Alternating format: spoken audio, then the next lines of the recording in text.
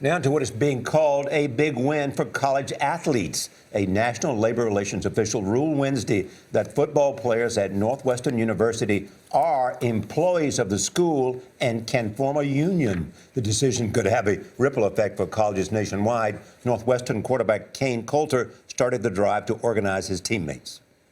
It's a huge step on our journey to gaining basic protections and basic rights. We finally have somebody in place to negotiate on our behalf and to make sure that our experience is the best that it can be, and somebody actually looking out for the players and only for the players.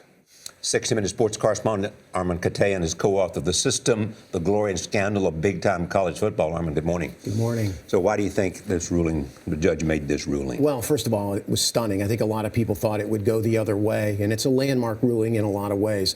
I think in the big picture, this says a couple of things. One, for the first time, really, an independent voice has said, look, college athletics at Northwestern, meaning at major college football around the country, is a full-time job, that these athletes are athletes first and they're students second.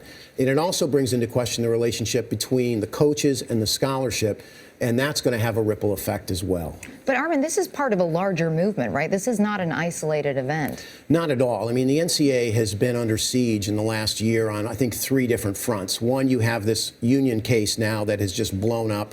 You have a likeness case involving Ed O'Bannon, a former UCLA player, involving the rights to their own likenesses and to compensated for that. And now you have just recently Jeffrey Kessler, who's a major sports labor attorney, has filed an antitrust lawsuit against the NCAA questioning amateurism. So where are we headed?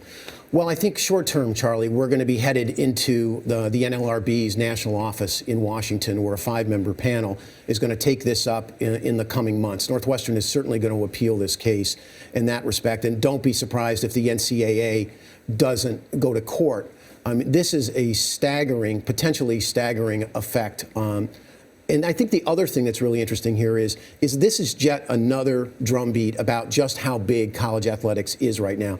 In the case of the Final Four coming up now with March Madness, it's like $7.3 billion in television revenue over the next 10 years. And you have universities like the University of Texas that made $109 million last year, $89 million at the University of Alabama. Michigan with $81 million. This is just another example that, look, we are long since past the days of amateurism. Thank you. Good to see you. You're welcome.